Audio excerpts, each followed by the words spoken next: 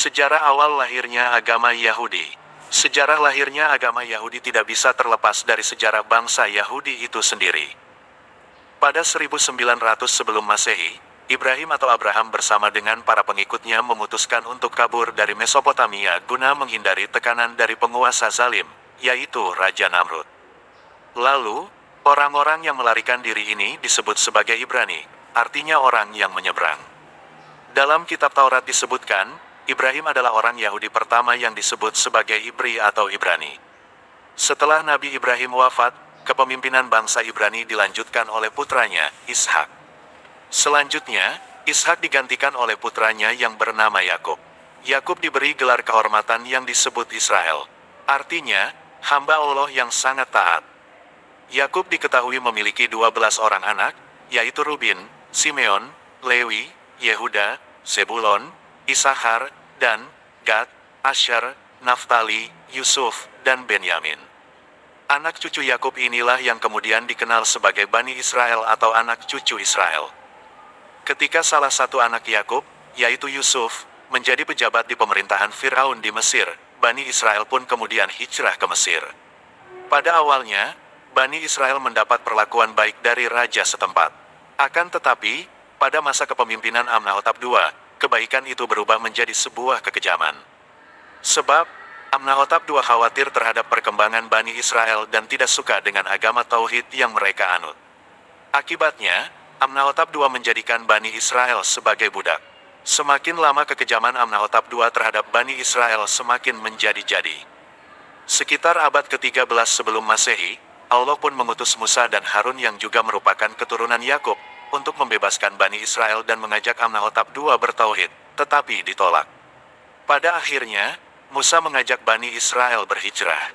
Sesampainya di Tursina, Musa bersama kaumnya mendirikan sebuah perkampungan. Setelah itu, Musa memutuskan pergi ke Bukit Tursina selama 40 hari untuk mendapat wahyu dari Allah. Sewaktu sedang bermeditasi di Bukit Tursina, Allah menurunkan agama Yahudi kepada Musa untuk kemudian diajarkan ke Bani Israel dengan Taurat sebagai kitab suci.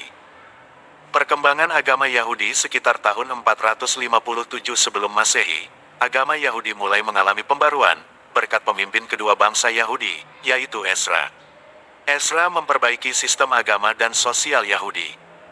Sebagaimana dijelaskan dalam Alkitab, Ezra mengatur kembali bangsa Yahudi, membaca seluruh isi Taurat secara umum dan meminta orang-orang Juda kembali menyatukan diri untuk menghormati perintah-perintah tradisi dan ritual bangsa Yahudi.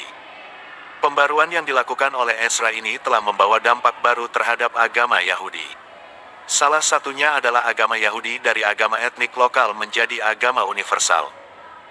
Dalam konteks sosiologi sendiri, keagamaan Yahudi itu berupa gagasan, ide-ide, atau pemikiran dan peraturan yang berkaitan dengan agama atau berisi doktrin ajaran keberagaman. Doktrin agama Yahudi berupa konsep ketuhanan, alam, umat pilihan, moral, dan sebagainya. Sementara itu, gagasan agama Yahudi adalah monoteisme, yang secara sederhana diartikan bahwa Tuhan hanya satu yang Maha Esa. Dalam agama Yahudi istilah Tuhan disebut dalam bahasa Ibrani YHWH, dibaca Yahweh.